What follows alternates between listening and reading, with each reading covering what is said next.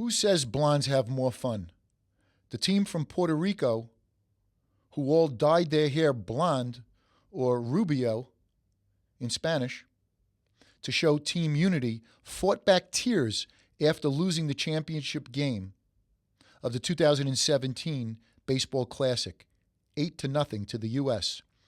Although they fell short of their goal, Carlos Beltran, Yadi Molina, and other teammates spoke of the fierce pride they had and the significance Puerto Ricans put on the WBC.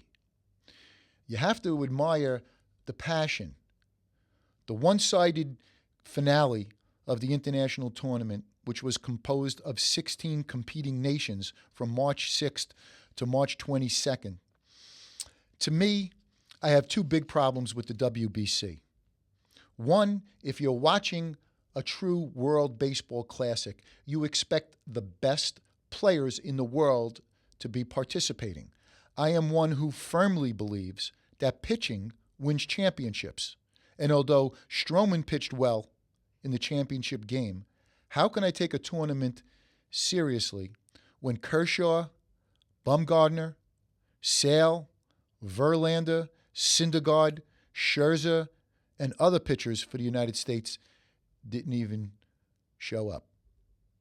And to be fair, if Japan had Tanaka and Darvish and Ohtani pitch for their team, who's to say they wouldn't have won it all?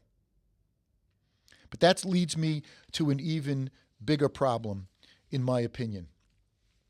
When you look at what happened in the World Baseball Classic, let's look on a local level, Mets and the Yankees. Start with the Mets. Seth Lugo was one who had the dyed blonde hair, pitched for Puerto Rico, and after the tournament, when he reported back to the Mets, he complained about elbow soreness. They shut him down. He's still shut down as we speak. They're going to try and start him up, but who's to say if he doesn't need Tommy John surgery? My concern, just as I said, these pitchers are throwing too hard too soon.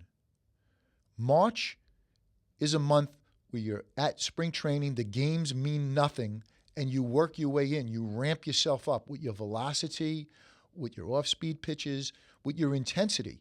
You're gearing towards the first week in April when the games count. So already, you don't think that the Mets could have used Seth Lugo in their bullpen in April? They've lost numerous games because of their bullpen.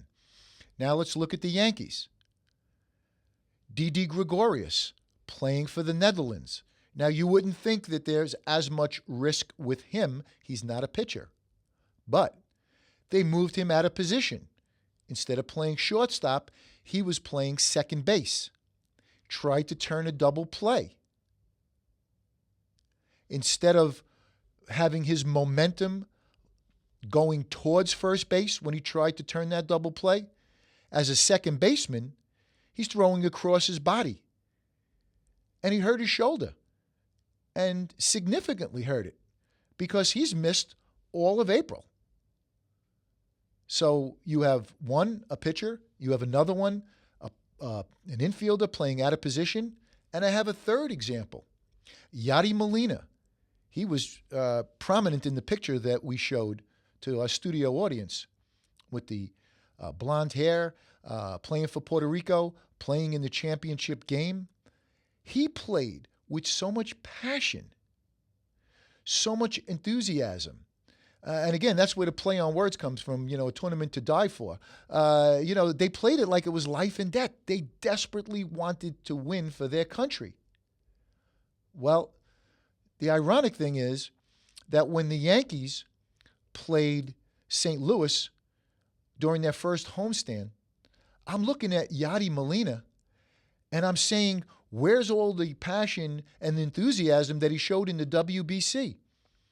He looked like he was sleepwalking through games that counted. He's being paid tens of millions of dollars by the St. Louis Cardinals. If I was a Cardinal fan, I'd be pulling my hair out.